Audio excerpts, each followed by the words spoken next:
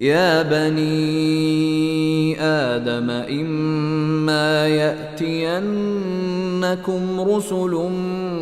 منكم يقصون عليكم آياتي فمن اتقى وأصلح فلا خوف عليهم ولا هم يحزنون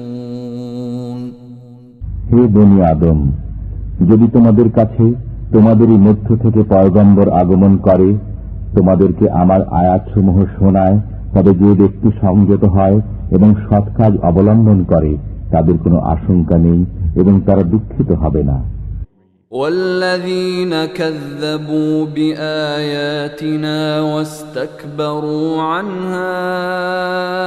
أولئك أصحاب النار هم فيها خالدون যারা আমার আয়াতসমূহকে মিথ্যা বলবে এবং তার প্রতি অহংকার করবে, তারাই দোজখী এবং তথা চিরকাল থাকবে।